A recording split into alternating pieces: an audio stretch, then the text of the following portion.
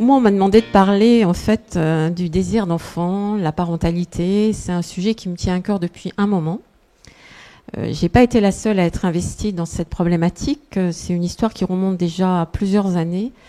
Et comme j'avais dans mon centre, on va dire, autorisé quelques jeunes patientes à faire des bébés, ça m'avait amené à me poser un certain nombre de questions par rapport aux médicaments. Et on avait créé un groupe de réflexion sur désir d'enfant, grossesse et tout ce qui touche à la problématique des ITK avec le désir de parentalité. Donc dans ce diaporama, il y a une part de moi et de la littérature, puis il y a aussi des données de réflexion de ce groupe qui a travaillé, et on avait donc écrit une espèce de consensus ou des recommandations pour permettre à nos collègues de la France entière, parce que c'est en français, de pouvoir effectivement, dans leur propre centre, être capable de répondre à certaines problématiques. J'imagine que si on fait ça, ça avance. Alors le désir de parentalité, il est forcément arrivé avec la modification pronostique de la maladie et le fait que le pronostic a été transformé par l'arrivée des ITK, qui fait que la plupart des patients qui sont très bons répondeurs au traitement vont avoir une espérance de vie normale. Alors même si la LMC, c'est plutôt une pathologie du sujet d'âge très mûr, c'est quand même une problématique qui se pose, peut-être pas forcément très souvent, mais qui se pose à nous dans notre pratique quotidienne. Alors, il y a des recommandations légales, puisque tous les ITK, quels qu'ils soient, contre-indiquent de façon absolue la grossesse, donc en particulier chez les femmes en âge de procréer. Et de ce fait, on a créé ce groupe de réflexion il y a quelques années pour essayer de répondre justement à ces questions. Donc, le désir de parentalité, il est intrinsèquement lié à l'amélioration de la qualité de vie et de la vie tout court des patients. Donc, si on considère les patients et les patientes, c'est une situation qui est relativement simple, le désir de parentalité, quand on est un monsieur, un homme. C'est un petit peu plus complexe quand on est une femme traitée. Et donc, très rapidement, il faut anticiper cette problématique, je dirais, presque au moment de la prise en charge initiale. Savoir dans quel contexte on est, déjà la présence d'enfants, pas d'enfants, est-ce que cette problématique-là va se poser? Donc il faut d'emblée, je pense, rassurer, poser les questions et essayer même d'anticiper sur le plan thérapeutique ce qu'on va pouvoir proposer à sa patiente pour essayer de l'emmener possiblement vers la réalisation de ce désir d'enfant. Alors pourquoi en fait les ITK ne permettent pas de faire des bébés? Parce que les ITK, ils ont des actions, pas uniquement sur les mauvaises cellules dans le cadre de la leucémie myéloïde chronique, mais ils ont aussi des actions sur les cellules de la reproduction, donc les cellules qui permettent de faire des bébés, que ce soit chez l'homme ou chez la femme. Les ITK donc agissent sur les kinases qui sont présentes dans l'utérus, dans le placenta, dans le squelette et les organes du fœtus. Donc chez l'animal femelle, parce que les études ont essentiellement été faites chez l'animal, les ITK traversent la barrière placentaire et peuvent perturber le développement sexuel. Mais par contre, ils n'affectent pas la fertilité, c'est-à-dire que sous ITK, on peut faire un bébé. Mais ça entraîne aussi des pertes fœtales, des hypotrophies, donc des petits bébés, et des malformations fœtales qu'on reverra. Et puis chez l'homme aussi, les ITK agissent sur des kinases qui contribuent à la maturation des spermatozoïdes, donc c'est la spermatogénèse, c'est ce qui permet le spermatozoïde de faire un bébé, sur la production de testostérone. Et chez l'animal mâle, les ITK ont donc peu d'impact sur la spermatogénèse, c'est-à-dire que les hommes peuvent faire des bébés, mais ces ITK peuvent entraîner une insuffisance hormonale, et on va voir comment ça se traduit cliniquement. Donc, chez l'homme, qu'est-ce qui se passe? On a quelques cas dans la littérature d'oligospermie, donc de réduction de la spermatogénèse, donc possiblement de difficulté à faire un bébé. Mais la plupart des anomalies observées, ce sont des anomalies hormonales, avec des taux de testostérone bas et des taux de progestérone élevés. Donc, on a cliniquement la possibilité de voir se développer ce qu'on appelle une gynécomastie. Donc, c'est des hommes qui voient en fait leur sein pousser. Alors, pas de façon quand même excessive, mais surtout, c'est souvent gênant, c'est un peu, voire très douloureux. Donc, il faut quand même savoir que ça fait partie des effets indésirables des ITK chez les hommes. On a des données pour le moins rassurantes sur la procréation, ce qui fait qu'on peut autoriser les patients traités à faire des bébés avec leurs épouses et leurs compagnes sans gros risque. Alors, il y a une vraie question qui se pose, c'est la question de l'autoconservation de sperme. C'est-à-dire, est-ce qu'il faut proposer à tout patient jeune qui a un désir d'enfant, de conserver son sperme. Alors, c'est pas anodin, c'est pas que ce soit difficile à réaliser en soi, mais il faut le conserver, parfois pendant des années. Donc, sur le plan économique, ça n'est pas rien du tout. Donc, ce groupe d'experts français avait essayé de répondre à cette question en disant oui, s'il existe une oligospermie au départ, donc s'il y a déjà des difficultés dans la désir d'enfant, il y a parfois des patients qui arrivent et qui sont malades et qui avaient déjà des problématiques pour faire des enfants. Et puis probablement aussi dans le cas de maladies avec peut-être des scores élevés ou des malades qui vont très rapidement aller dans plusieurs lignes thérapeutiques et possiblement vers une greffe. Et à ce moment-là, effectivement, il faut penser à l'autoconservation de sperme. Alors, qu'est-ce qu'on a dans la littérature sur les grossesses et les patients traités par imatinib? Donc, je ne vais pas vous raconter toute la vie de ce qu'il y a dans la littérature. Bon, il y a quelques données, pas forcément grand-chose, parce que les données ont été assez vite rassurantes. Donc, on a des publications qui font état de 8 patients qui ont eu des bébés. Alors, de temps en temps, on voit une fausse couche. On peut faire aussi des jumeaux. Vous voyez bien, il y a eu quelques malformations comme une malrotation de l'intestin grêle. C'est pas très spécifique de ce qu'on observe avec les ITK.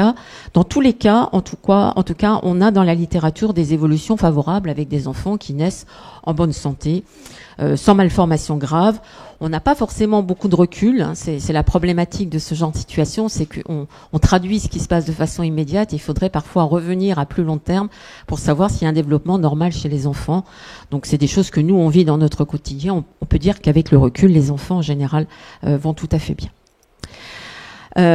Concernant les ITK de deuxième génération, donc on a encore moins de choses. On a finalement très peu de choses pour le nilotinib et le dasatinib, mais là aussi, habituellement, des évolutions qui sont favorables.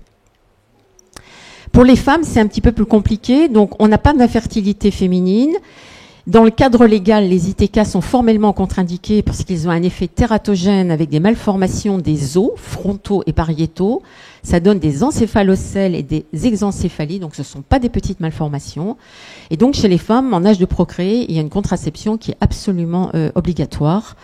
Et pendant la grossesse, si on doit reprendre les ITK, ils ne doivent être repris qu'en cas de situation véritablement importante, difficile, de risque pour la mère, en étant bien informé du risque potentiel pour l'enfant. Alors là aussi, on a des données dans la littérature qui sont plutôt rassurantes. Vous voyez sur des données assez larges, 265 patientes. On a globalement 60% d'évolution tout à fait favorable avec des enfants normaux. On a des taux quand même de fausses couches qui sont de l'ordre de 14%. On verra que c'est à peu près la norme dans la population non malade. Et puis de temps en temps, on a effectivement des malformations fœtales qui sont parfois des malformations fœtales graves, hein, mais qui sont souvent liées en fait à des situations où il y a eu d'autres médicaments que les ITK utilisés, en particulier avec des malformations complexes. Et on retrouve l'utilisation, par exemple, de la warfarine, de l'héparine. Ici, dans cette malformation grave, on avait de l'oméprazole. Autrement, on trouve des malformations qui sont plutôt des malformations de type digestive. Et puis, on retrouve les mêmes malformations que celles qu'on observait chez l'animal. Donc, des malformations graves, hein, de craniosténose, d'omphalocèle, d'agénésie rénale, d'anomalies osseuses vertébrales. Et puis de temps en temps, effectivement, des enfants mort-nés, mais là, c'est une situation un petit peu particulière où il y avait eu, en plus de cela, une prise d'hydréa. Donc pour les ITK2, c'est un petit peu comme pour les hommes, on a assez peu de données. Pour le nilotinib, on a 2 cas cliniques avec une situation très défavorable avec un omphalocèle, donc on retrouve vraiment cette malformation de façon assez constante.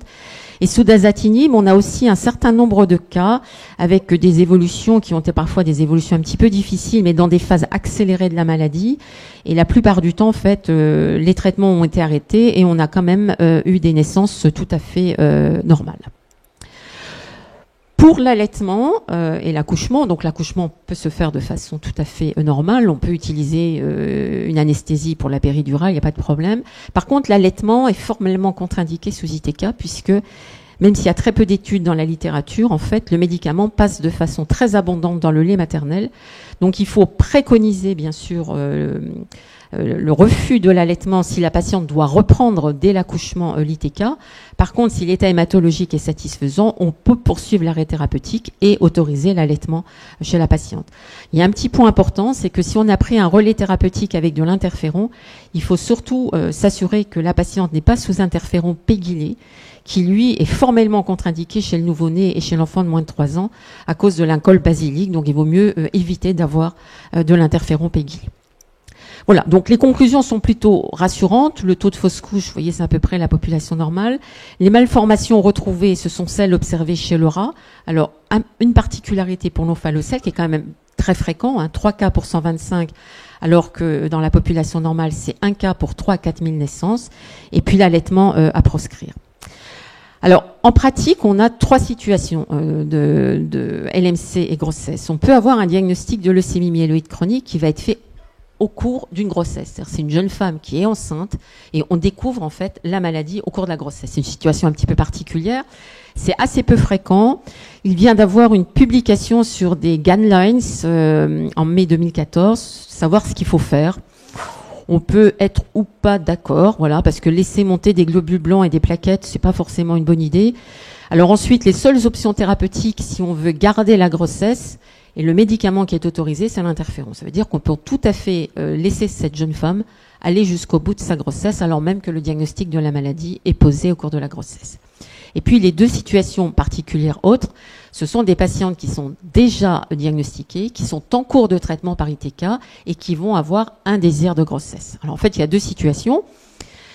Il y a des patientes qui nous posent des problèmes parce qu'elles décident de faire un bébé, ma foi, sans nous demander notre autorisation.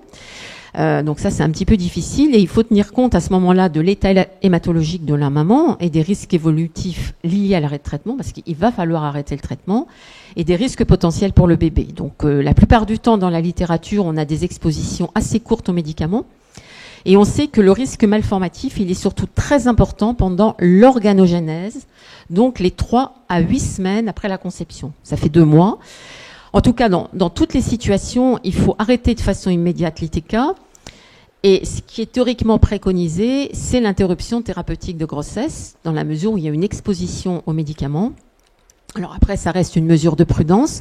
Si on n'en arrive pas à cette décision-là, pour une raison de vraiment désir d'enfant, il faut faire une échographie précoce qui est faite dans quasiment toute la grossesse. En tout cas, il faut la faire dans les 12 premières semaines pour éliminer toute anomalie effectivement de l'organogénèse.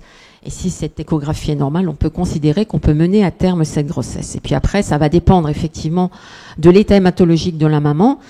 Si tout reste stable, sans difficulté, on peut ne rien faire et attendre la fin de la grossesse. Si par contre, on est en situation difficile en termes de réponse, on peut mettre en place un traitement par interféron qui n'est pas tératogène, qui ne passe pas la barrière hémoplacentaire. Et puis dans des situations très extrêmes de malades qui n'iraient pas bien ou de phase avancée de la maladie, on peut, c'est moi qui le dis, jamais l'industrie pharmaceutique dira ça, on peut reprendre un ITK à partir du 2e trimestre puisqu'il n'y a plus de risque potentiel sur l'organogénèse. Voilà. Pas d'ITK pendant la grossesse, pas d'ITK pendant l'allaitement, et puis on peut reprendre l'ITK si on n'a pas d'urgence, si possible un petit peu différé pour bénéficier effectivement du bénéfice clinique du colostrum.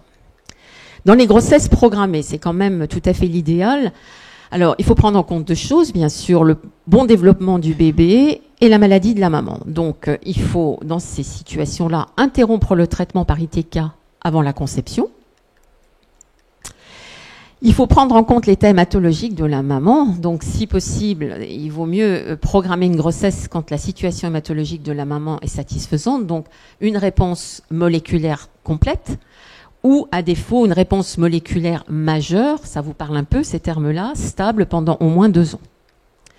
Et là, le groupe d'experts avait tenu compte, à l'époque, on était au balbutiement des arrêts thérapeutiques, mais ça nous avait beaucoup aidé parce qu'on avait finalement la notion qu'on pouvait arrêter le traitement et que finalement ça se passait bien. Donc ça a été quand même de l'enseignement plutôt rassurant pour le désir de grossesse. Donc on revient dans la même situation que précédemment, donc il faut faire une échographie précoce dans les 12 semaines. Et puis ensuite, ça va un petit peu dépendre de la situation hématologique. C'est-à-dire une maman qui était en arrêt de traitement, par exemple, on va continuer à la suivre comme on le faisait précédemment. Si tout reste le cas mais posé, on ne fait pas de traitement. Si la réponse n'était pas optimale au moment de la conception, il faut suivre la maman de façon rapprochée. Soit on peut attendre parce qu'il ne se passe rien de particulier et les résultats hématologiques sont satisfaisants et on va surveiller. Soit effectivement on est en situation plus compliquée et à ce moment-là, on peut, comme tout à l'heure, mettre en place un traitement par interféron qui n'est pas tératogène. Et puis comme pour tout l'allaitement aussi, il ne faut pas d'ITK pendant l'allaitement. Et il faut essayer autant que possible de garder les 2 à 5 jours après l'accouchement pour bénéficier pour le bébé du colostrum. Donc en conclusion, avec une LMC traitée, une grossesse est envisageable, la réponse est oui, mais pas dans n'importe quelle condition. Donc les conditions, c'est des conditions qui doivent être, à mon sens en tout cas, essayer d'être discutées au départ. Donc je pense qu'il faut que ce soit abordé et discuté dès le début de la prise en charge thérapeutique. On sait que les ITK sont contre-indiqués durant la conception, durant la grossesse, qui a un risque embryotoxique extrêmement important. Il y a des malformations graves qui peuvent être observées chez des bébés exposés in utero aux ITK. Et comme on sait tout ça, il est probable que le choix initial du traitement, parce qu'on en a quand même plusieurs, il peut aussi être réfléchi non pas uniquement par rapport au risque pronostic de la maladie, mais aussi possiblement au désir d'enfant. C'est-à-dire que si on a une patiente déjà qui a 35, 36 ans, peut-être que Aude ne sera pas dans mon sens, qui est déjà un petit peu avancée en âge pour un désir de parentalité, s'il faut attendre 3 ans de traitement, espérer avoir une réponse de bonne qualité, finalement on va vite arriver à la quarantaine et au-delà, et nous les femmes, j'allais dire, on a cette grande injustice d'avoir l'horloge qui est contre nous. Donc dans des situations comme celle-là, pourquoi pas se dire, puisqu'on a des molécules qui fonctionnent très bien, d'aller vers une molécule très puissante pour avoir une cinétique de réponse rapide, une cinétique de réponse qui va nous donner une réponse plus profonde et peut-être à ce moment-là aller dans une situation plus optimale pour réaliser ce désir de grossesse. Mais tout ça doit être réfléchi avec la patiente, avec son conjoint. Bien sûr que la réponse optimale et rapide et le maintien de cette bonne réponse, ce sont des éléments indispensables pour envisager une grossesse dans des conditions optimales. Il ne s'agit pas de faire un bébé pour faire un bébé. Il faut faire un bébé qui soit un bébé bien portant, puis il faut aussi faire un bébé qui fera en sorte que sa maman va rester là. Parce que faire un bébé et puis que après il n'y a plus de maman, c'est pas très intéressant. Donc il faut essayer de se mettre dans les conditions les plus optimales possibles. Ça veut dire aussi qu'il faut un certain recul thérapeutique. On ne fait pas ça au bout de 6 mois de traitement, on ne fait pas ça au bout d'un an. Il faut au moins un minimum de 3 ans de traitement. C'est le minimum puisque dans les situations d'arrêt de traitement, il faut au moins 3 ans de traitement et même au-delà maintenant probablement peut-être plus 5 ans que 3 ans pour des situations d'arrêt de traitement qui soient confortables. Et là encore, on peut considérer qu'à l'heure d'aujourd'hui, on peut s'aider, puisqu'on n'est pas revenu là-dessus, sur ce travail qui a été fait par ces experts français, qui restent quand même, je pense, une source d'indication ponctuellement, quand on est chacun dans notre centre, et on a des difficultés parfois de situations de ce type-là dans notre pratique clinique. Voilà, je vous remercie pour votre attention.